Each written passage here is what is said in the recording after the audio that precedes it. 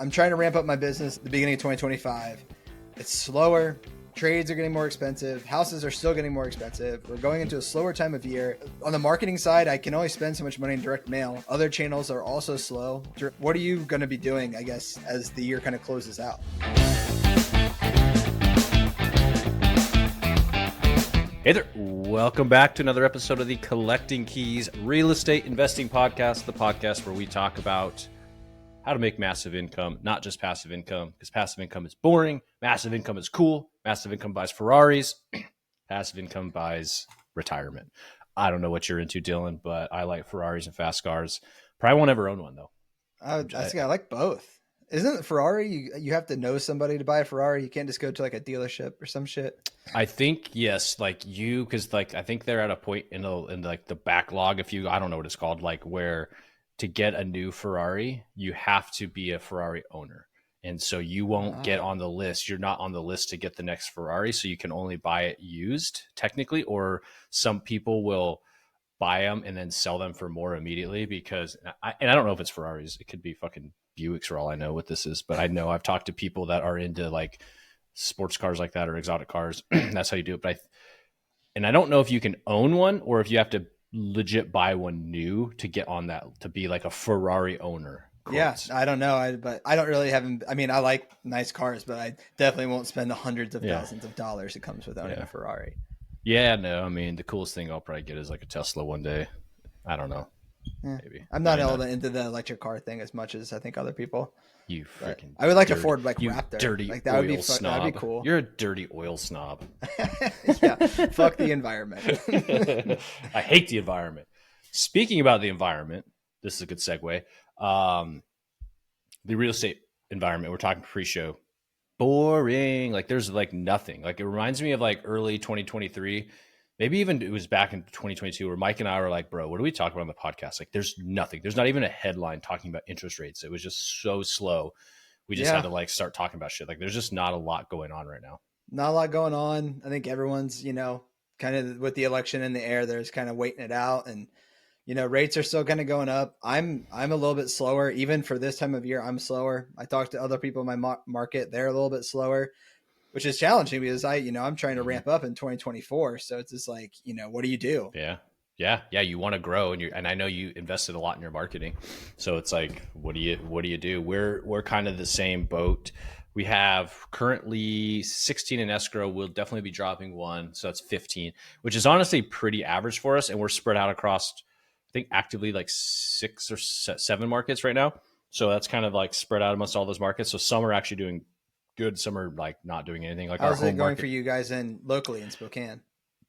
We used to have like 3 in escrow still. One's a JV deal.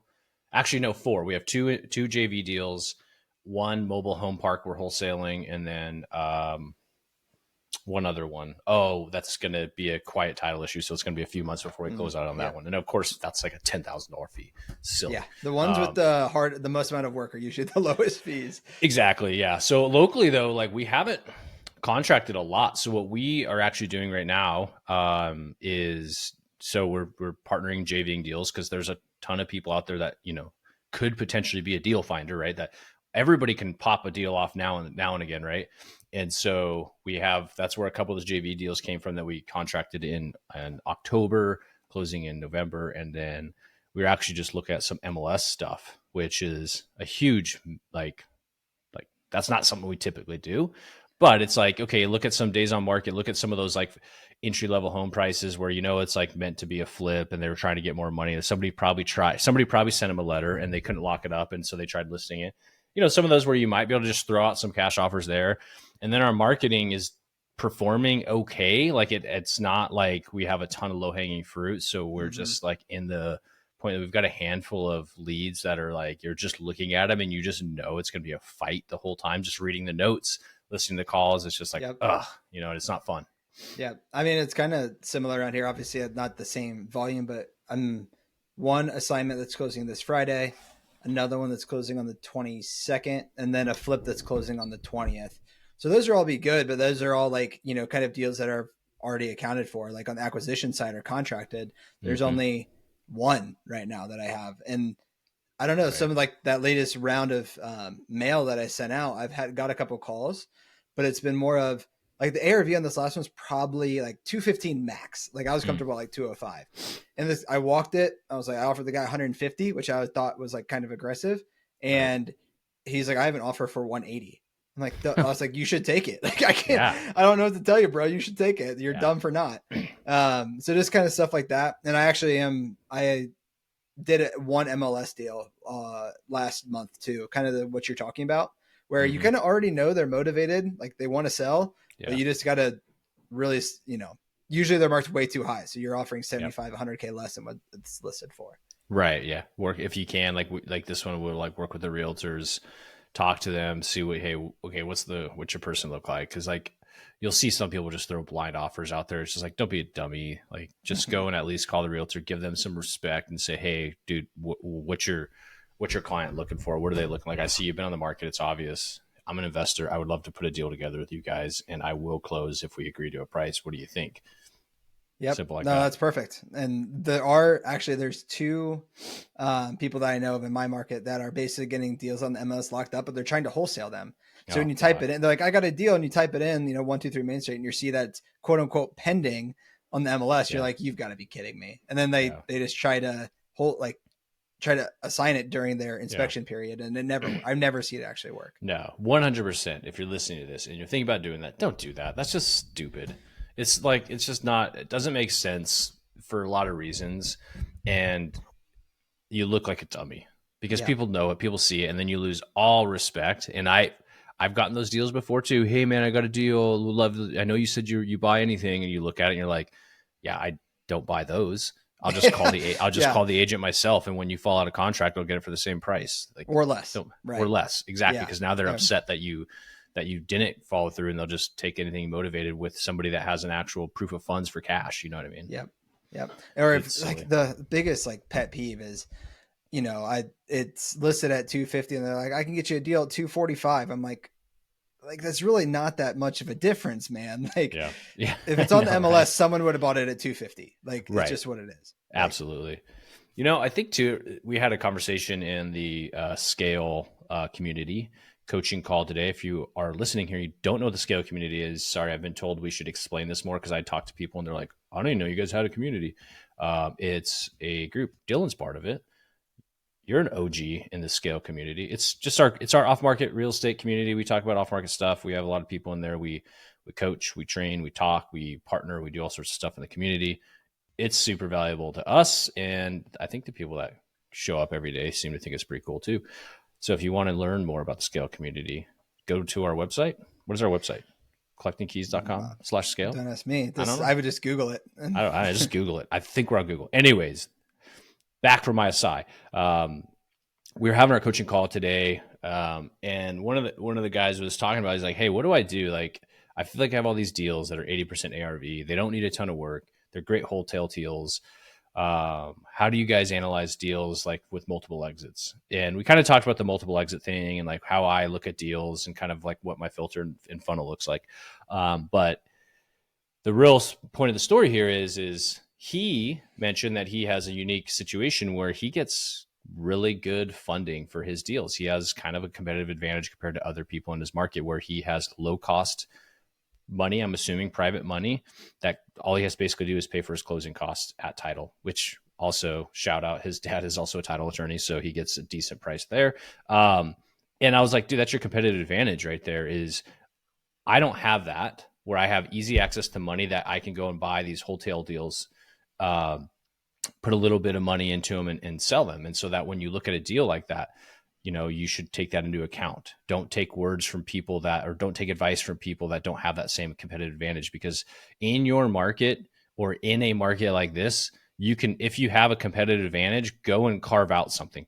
And that competitive advantage doesn't necessarily mean you have to have a private investor with deep pockets. It's just like, carve out that niche. Like, what is that Yep. that you get really good at? And guys like Dylan or me might not be doing that. Our businesses are set up differently, or maybe we are like in our own little rights. You know what I mean? Like for Mike and I, when we first started, one of the big things that we carved out was we'd take these like sloppy looking properties and we'd add square footage to them so that when we would go and do a refinance on a BRRRR, the additional like 200 square feet at 200 to $250 per foot would add a ton of value, and we'd be able to burr the property. So we could take a seemingly okay deal that other people would pass on. We'd finish a basement, we'd convert a garage, we'd do all these things that would add that square footage, because that was kind of like our niche. And that's how we did some fat, like legit huge cash out refinances, which was a springboard for us. That was just like a little niche on deals that other people would look away from. Totally. I mean, that was great. And then like, Yeah. I have my own agent's license because I can list my own flips. So I'd say I can offer 3% more on the front end because I know that won't be a cost to me on the back end. Right. Totally. Yeah, it's just like, what is that little niche? Adding bedrooms is another huge one, especially going from like 2 to 3 or 3 to 4, like stuff like that. And, that takes practice. But you got to, none of your leads today coming today are not going to be the 70 to 75% minus repairs, minus your wholesale fee. Like there'll be few and far between. So you have to figure out other ways to do it. I think I talked about in the podcast that I double closed someone who wanted a house hack. Right. And so like, that involved a relationship with a lender who was okay with that and didn't need any kind of seasoning period for a double close. Right. So it comes down to these connections and who and what your buyers are looking for. Absolutely. Yeah. Your network alone might be your competitive advantage or your niche that you dive into. I know people that suck at most things in life, but they've done a really good job networking and they're connectors, as I would call them. And so they've made a living being connectors, and that's awesome. Good for them. It's a niche that they can carve out. So like things that you're good at or things that you see or know, do it. Don't just listen to what the gurus are telling you to do on the internet, because they aren't doing what you're doing. I mean, there are people who legit have a whole business model around raising private money. They just know affluent people. So if they need to go raise 50 million and making 1% on 50 million, you're still having a pretty good payday. I know. That's a sweet, I need that problem. I want to know more rich people. If you're rich and you're out there, hit me up. Instagram, Investor Man Dan. I'll take your money. I'll offer you 1% better than Dan. So you can find me at Dylan_does_deals. Just group text us. We'll have a little negotiation in a 3-way chat. We'll see what we can get you. 30%. One thing that kind of came up, Dan, I didn't know if you had any opinions on this, is it kind of intertwines with a lot of the topics we have on the podcast and real estate in general. It's just like affordability is a big one, but the CNBC article was basically the average age of the first time buyer reaches an all-time high. And actually before, I don't know if you saw it already, but would you have a guess of what it would be before I even showed you? I would probably guess the average age is 38. Okay. Well, I think that's because you saw it, but like, before I saw the article, I'm like, I would put it in the late 20s, early 30s. I would have said like 28, 29. Yeah. So that was kind of a surprise to me. And it goes on to say that was 3 years older than in 2023. And compared to the late 1980s, that's what it was. It was the late 20s. Which even that seems high for me. I would have been like 21 in the 1980s. So many people, but maybe it's because I'm from, an area, region where it was just common for people. Well, you were born in the 80s. You're old. Yeah, I was. Yeah. I mean, but there's different things that this pulls on.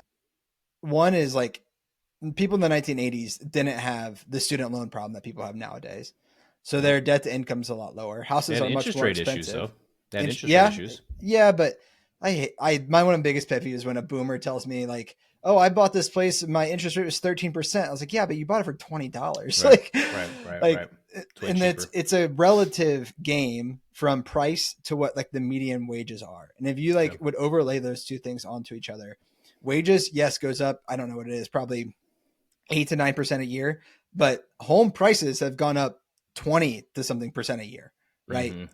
Cumulatively. So that gap just keeps getting bigger and bigger and bigger, combined with the student loan problems, combined with the shortage of housing that happened over 2008. It's like a recipe for, renting forever, less home ownership, and what kind of, I don't know, like intricacies does this have throughout like the United States? Yeah. And debt seems to be crazier, right? Especially when you bring in the student loan thing.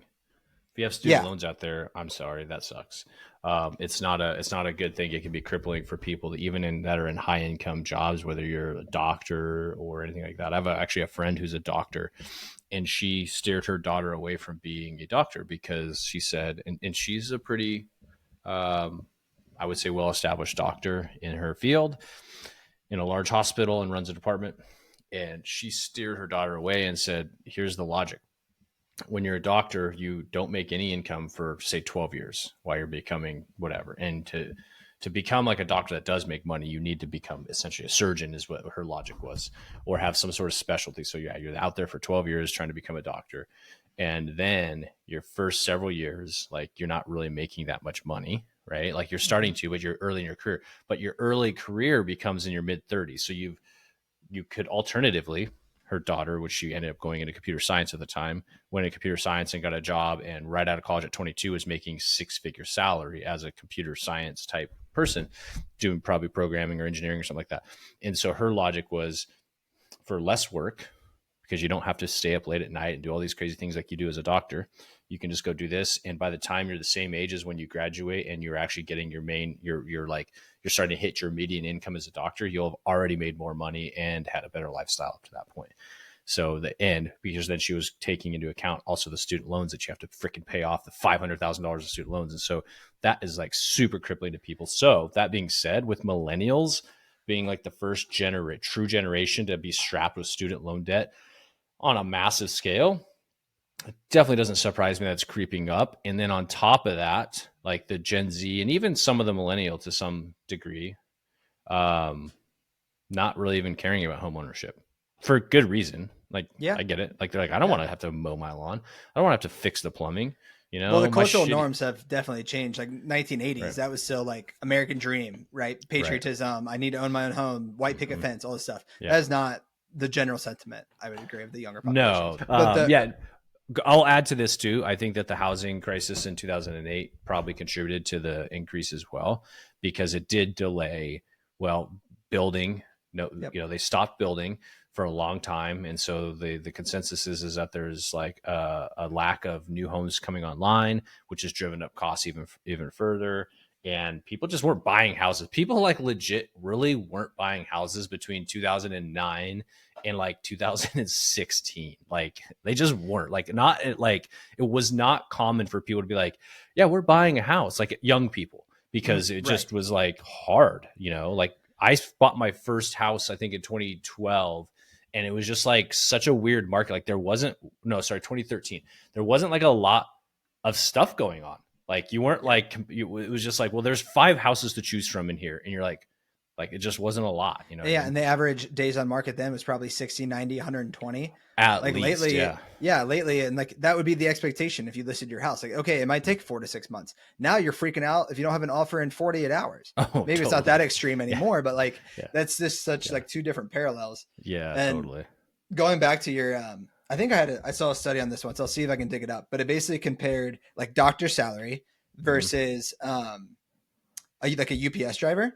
Yeah. And the UPS driver at age 21, like he started putting in money in like a 401k IRA, like basically maxed Yeah. out all the traditional methods of retirement, Yeah. not including any kind of entrepreneurship. And then they tracked the doctor at age like 35. So the UPS driver had like a 15-year head start for Yeah. compounding.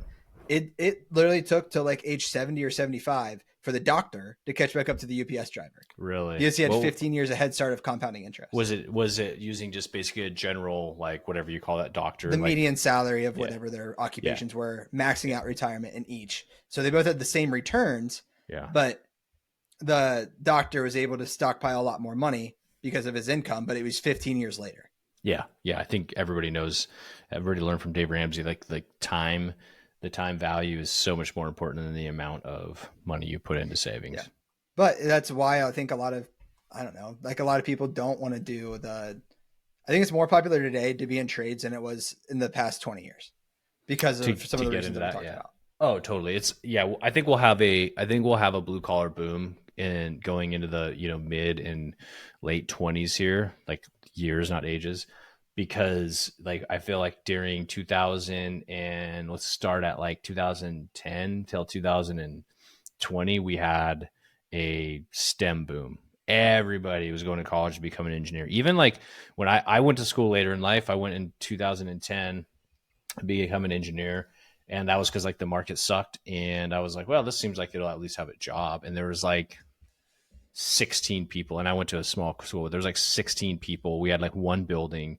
Fast forward to like 2019, 2018, like 9 or 10 years later, they had like 2 or 3 new engineering buildings. The school was like massive for just engineering, and they couldn't get people to go to school for the other things like pre-med and whatnot because everybody's going into STEM, and the application rates to go to college were going through the roof and everything. And now you're starting to see parents, people like me telling people like, I wouldn't go. Like, if you want to be an entrepreneur, the best way to go be an entrepreneur right now is probably go through the trades, like to have a very successful thing. And I say that because like in a lot of states, not all, but a lot of states, to be a plumber, to own a plumbing company, you have to have a master's plumber license, which means you have to become a plumber first, which is usually apprenticeship of 5 years. And then once you do that, you have to pass the test to become a master plumber. If you get that far, you're probably just going to start your own business rather than go work for somebody else. Because why would you do that? Why would you, and that's not across the board, but it's most commonly, most people that can do that, do that. And if you're not a plumber, you can't start a plumbing business. So the competition for you and your plumbing business is just other plumbers. And guess what? There hasn't been a lot of people going to the plumbing trade. And I know more plumbers now that make so much money, and they have the choice to go make 200 grand a year as a plumber for somebody, or go and make a shit ton more owning their own business. Dude, even the plumber that I use for like the rehabs and stuff, he could make so much more money if he wanted to. But he literally works like 15, 20 hours a week, makes bank, and just do whatever the hell he wants on the side. Yeah. Like, yeah, so it comes down to like personal decision. I was trying to send you this thing, but there's a software developer job postings on Indeed in the United States. And this is Federal Reserve of St. Louis data. Okay. And it's just like an upside down V. Like it was nothing in 2020, peaked to 220,000 per whatever in 2022. And now it's basically back down to nothing. Down to nothing. Yeah. Yeah. Well, and I think with anything, this has been my belief, like computer science, for example, the term science is like a true thing. Like back in the day, like you kind of had to be a scientist because you're like solving problems and you're creating things. Engineering has always been much more of a like apply principles that have already been scientisted, if you will, or whatever a good fancy way of saying that is like people out there create shit, and then engineers take that shit, whatever that is, whether that's physics or anything, and apply it to something, right? They build an airplane. You're not creating flight as an engineer. You're building an airplane based off of principles that other people have figured out. Other people by the scientists is what I mean.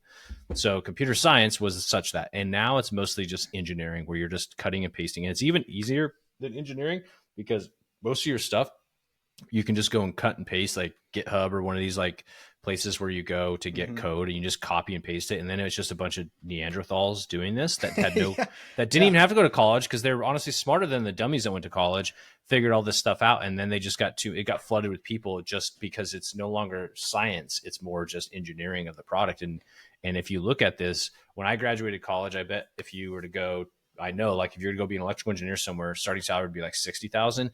If you were to go be a computer engineer, scientist, or doing like coding, would have been at least 100,000, right? And now I think it's just balancing out to where you can't get a job as a computer scientist anymore. I was at a local GoBundance thing down in Cincinnati earlier this last week. Oh yeah. And one of the guys who just joined literally does like AI programming. Like the language is R. I don't really know what that means, but he wants to leave that. He might buy a custom home builder business. Really? Like an SBA loan, and the seller is going to carry back like a decent portion. He basically has like no money out of pocket to buy this thing. And so we're kind of like grilling him at this lunch that we were having because it's like, bro, you don't have any experience with like the home builder like part of this. Like, are you sure this is a good idea? He's like, I like homes. Yeah. And he's like, the margins look good. He's like, but his biggest thing was I can take my tech background and make this business so much more efficient is what you hear. But to me, that's just like a red flag because you will not know if something goes wrong, what to do or what to fix. That is a tough one, especially when you're going into the trades. One thing that I've found is if it's not a custom home building business is likely more of a small business where the owner is probably a really key person in that, and probably key to the success, either relationships and knowledge, or at least one or the other. This home builder, for reference, builds like the max of 7 homes a year. Yeah, that's tough for me to be okay with that, because like custom home building has great margins, especially, but it's like your brand, right? It's your last name. That's why most of these custom home builders have that on their T-shirt that says their last name, right? Because that's what their people are known by, like Cook Homes, right? Or your whole customer base could go away unless that seller owner agrees to stay on for, a decent amount of time, like during the Right, right, transition, maybe. right. Well, yeah, that might help out, but it's not as easy as a transition. That's not where I would go. I would when you're buying any business that has to do with trades, there's a cultural thing that you have to learn and understand how to manage those trades very specifically, and you have to understand somewhat of the construction stuff to be at least good and be able to spot the bullshit. Because if you don't know anything, people are just going to like screw you over. Then all of a sudden your customers are like, what's going on here? This product sucks. And you have no idea why, because you don't understand what good looks like. And so it's really problematic for people trying to get into like the owning a business in the trades, in my opinion. Yeah, and like, but the thing is like this guy, he makes really good money, like several Yeah. $100,000 a year. Yeah. So Just do that. yeah, it's like Yeah. maybe like stockpile some cash or invest this, do syndication funds to give all Totally. that up while trying to grow this. Yeah, I just don't want you to set Yeah. yourself up for financial ruin. Like, Yeah. Yeah. You see that with a lot of guys where you're like, what are you doing now? You're making $400,000 or $500,000 and you want to flip houses, yeah, Yeah. yeah. So, But yep. Good tying all stuff. this back, Dan, Hmm. I'm trying to ramp up my business in 2020, the beginning of 2025. It's slower. Trades are getting more expensive. Houses are still getting more expensive. We're going Hmm. into a slower time of year. Um, on the marketing side, I can only spend so much money in direct mail. Other channels are also slow. Cold calling, pay per click. I know people doing some TV ads that I Hmm. haven't really explored. What are you going to be doing, I guess, to as the year kind of closes out? My advocacy for our company has been and still is to just keep doing direct mail. Do more direct mail. We've talked about internally doing some PPC. I know you and I have talked about Bateman Collective as one of those companies out there that's hot right now because they're getting good advertisement with some of the OG gurus.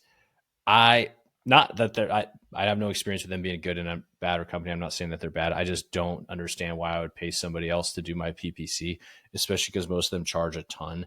A lot of the Mhm. advertising stuff that people do, whether that's for PPC for direct or for home buying businesses or Facebook ads for your fitness business, it's not overly complicated. The people that are the most successful though are ridiculously good looking or have some really good niche that caught fire, like something good that caught fire and got a following quickly. And then they were able to milk that over a long period of time and keep growing it.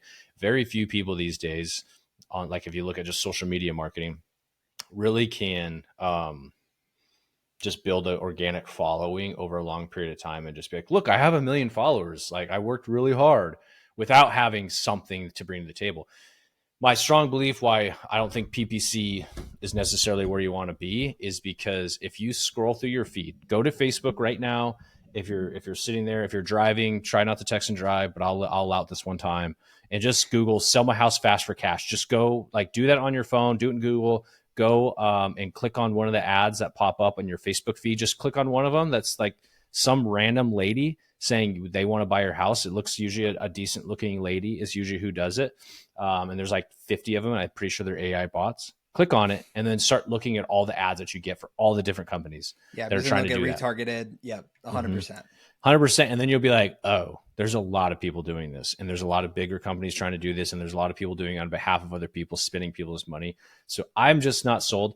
Mike might have a different opinion on it, but right now, I don't think that's the way to go. I do think that if you have the cash, personal brand is good, whether that's on social media, TV and radio billboards could be good, but that isn't so much for the sellers. That's more for the buyers. Yeah, no, I would agree with all that. And the thing with pay per see, like most things are a race to the bottom as far as price. Mm-hmm. Pay per click is a race to the top. Like as Right. more Who can people spend get more into money? it, it gets more and more expensive, Mm-hmm. and you're almost bidding against other people for the That's a same great amount of point. deals. Yeah, that's a great Um, point. I don't know. I'm trying to rack my brain. If I, do you hire another cold caller? Do you extend out lists? Do you just keep going deeper?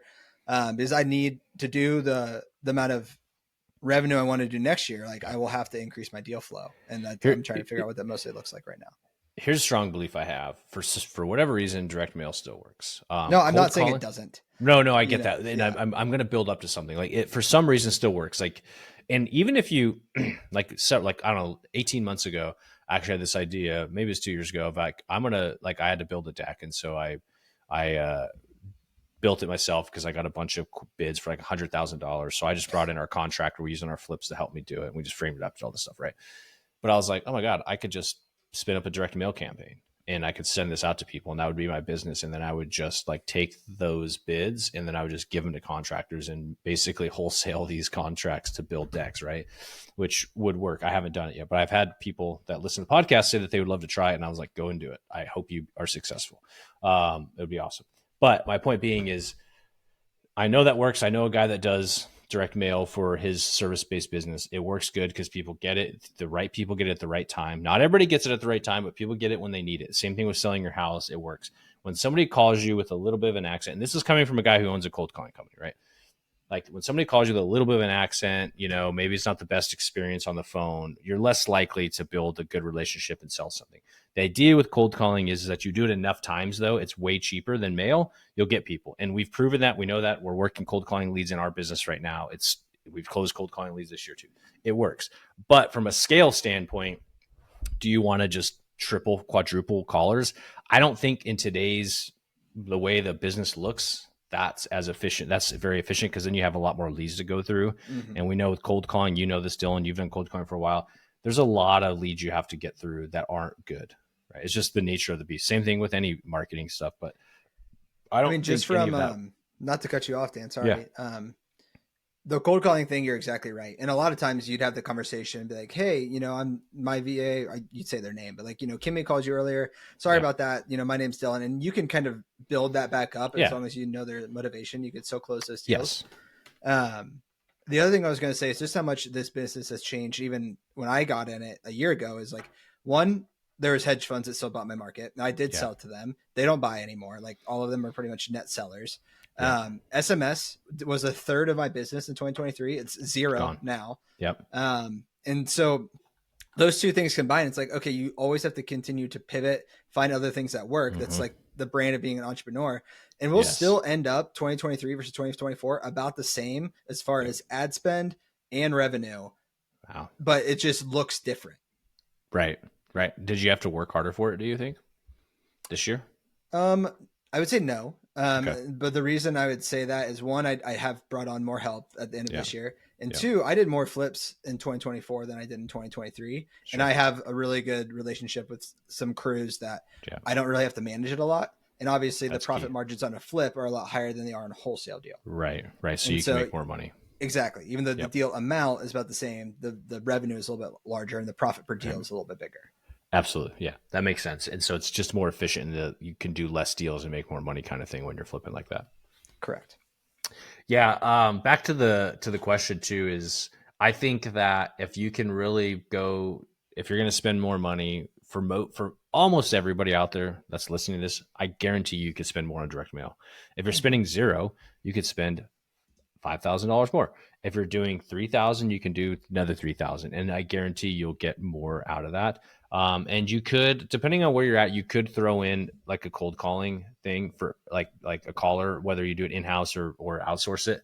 I don't think that's a bad thing. You need to give it a few months, see if it produces in your market the way you want it to, or if you rather just do more direct mail. But I don't think that trying to pivot to something new, especially because you saw a freaking ad that's like, I've seen it now a couple different times. Again, it's coming back around, which is the AI, what do they call it? The AI like predictive data. Predictive data or predictive lists. We are predicting data. That's what PropStream's doing. PropStream's saying, here's a person with a lien on their house. We think they might want to sell their house. That's predictive data. They're not doing anything differently.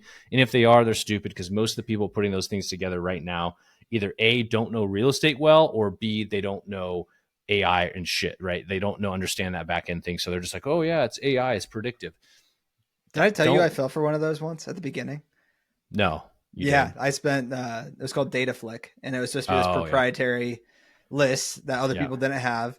So I put up the money, and let me tell you, I think I did one Data Flick deal, and I spent way more money than that Data Flick deal provided. What did you spend on it? I think it was like $20K over like 6 months. Okay, so 6 months of data for every single month? Yes, it would. So it's like most things where the first month was the bulk of it, but they'd rerun it every month and it'd add a couple thousand, each month. Okay. If there was new, it would adjust the records based on stuff. Correct. So was it the same shit you would get from like PropStream or Deal Machine? Some of it. I mean, sometimes they were on another list, but they still didn't like. it was almost counterintuitive because they weren't on any of the Mm. lists that I could find, and none of Yeah. them wanted to sell. So what were they kind of targeting? Yeah, The exactly. only like thing that I could find was length of ownership, and like Yeah. so quote unquote maybe seniors. It was they Yeah. own the property for a long time. Yeah, which is So a great filter. You can do that in PropStream or Deal Machine. And you can also say, this person has liens and they haven't paid their tax bill. I bet you they are more motivated than the person that just owns a property and is old. 100%. You should mail the people with two like liens and property tax issues first. And so that yep. to me is just such a stupid thing. So don't get caught up in that. It's so basic. The real operators out there that I know that are operators like yourself, Dylan, even and other people that are just in our sphere, they're doubling down. They're doing their direct mail stuff. They are not trying to hop from new sexy thing to sexy thing. They do what works. And it might not just be direct mail for them, but they're doing what works for them. And they're just doubling down on that. And I think that's how you grow your business. And that's how you get through these tough times. Because I think as we go through the election, by the time this airs, should be over, which I think is almost like a holiday in that it slows people down. Like Thanksgiving week, people don't make decisions about selling their house on Thanksgiving week, right? So it's like you can't really do much there. And so you kind of get through that. And then you have early December, but then Christmas comes around, the New Year's. Nobody does shit between Christmas and New Year's. You might as well just take that week off, do some light follow up and answer the phone if people call. But we have this extra thing called the election that has slowed us down, I think. And then as we get through the holidays, all the work you put in now should show fruit in January. And January kicks off a new year. Yeah. And I've said this on the show before. January of last year, I think I did 5 deals because it was everything you just said. Right. And a lot of the conversations I've had with sellers that are willing to sell right now are mostly other investors. And that's for tax purposes, mostly. Right. They're going into the next year. They're like, it's both ways. I need to sell this year, or hey, I want to sell next year. Right. When I restart my taxable income or something like that. Exactly. Yeah. So like this kind of depends on what you're targeting, and those conversations are different, whether you're talking to an owner occupant or you're talking to another landlord.